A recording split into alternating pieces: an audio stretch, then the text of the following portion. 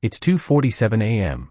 A 19-year-old steps off a bus. He thinks he's joining the army. He has no idea. He's about to die. 5 times. And the army planned every single one. Rank 1, private. The bus stops. A man in a brown hat is already screaming. 20 minutes ago you were eating a candy bar. Scrolling your phone. That kid is already dead. He just doesn't know it yet. First thing they take, your hair. Second thing they take, your name. You are not Michael anymore. You are not David. You are private.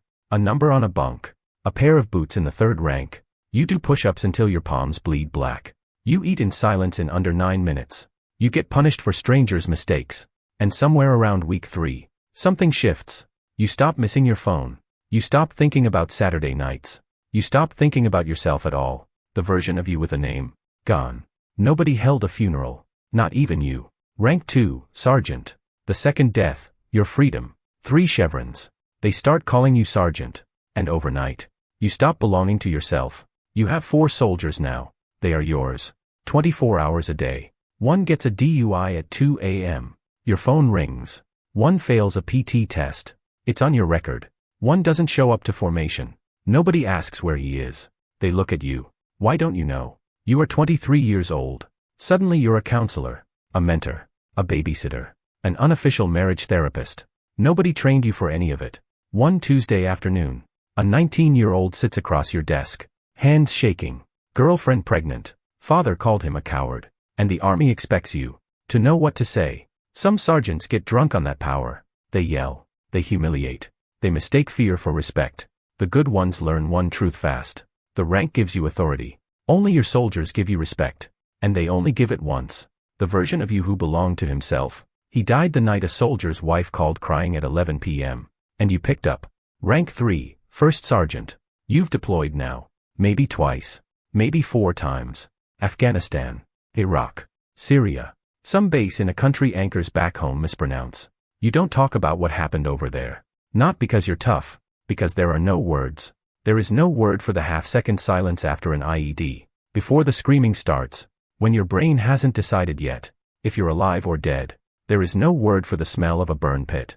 You'll smell it again. For the rest of your life. In dreams that wake you at 4 a.m. You came home. Some of your people didn't. You folded the flags. You handed them to mothers. You said the words. On behalf of a grateful nation. You held it together. You held it together. You held it together. Until you got to your car. In the parking lot. Alone. The version of you who slept easily. Who didn't flinch at fireworks. Who could sit with his back to a restaurant door. Gone. He didn't even leave a note. Rank 4, Sergeant Major. The 4th death, your heart. They call you top now. 150 soldiers. Every crisis flows to you first. A soldier got arrested in town, top handles it. A family has no food this week, top handles it. A soldier hasn't been eating. Someone found a note in his wall locker. Top handles it. Right now. Tonight. You know things about your soldiers. Their own parents will never know. You stand at memorial ceremonies. Boots. Rifle. Helmet. Taps plays. You salute. You walk back to your office.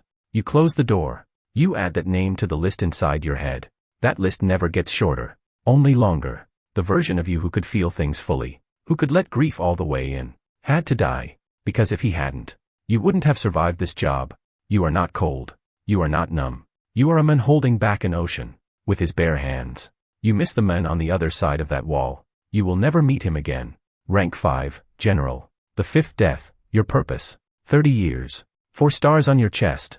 Only 302 generals in the entire U.S. Army. You sit in rooms where decisions are made. That determine if American sons and daughters come home or don't. You've stood on the tarmac at Dover. Flag-draped caskets. Families collapsing into the asphalt. You did not look away. You are not allowed to look away. And then one Tuesday. It ends. A ceremony. A band. A folded flag. A speech. One final salute. You walk off the field. And for the first time in 30 years, nobody is calling your name. The phone stops ringing. The emails slow to nothing.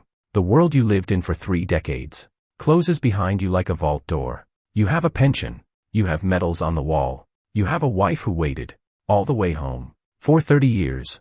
But the man who needed the uniform to feel like somebody, he died on that parade field. The army saved his death for last. There is a photograph on a desk in a strip mall recruiter's office.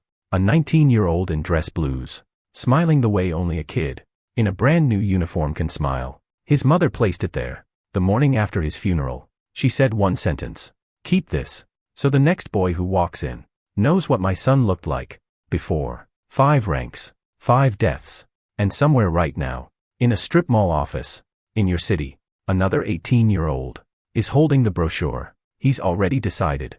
He just wants someone to talk him into it. The bus is coming. The first death has already begun. If this hits something, subscribe. Send it to someone who served, or someone about to.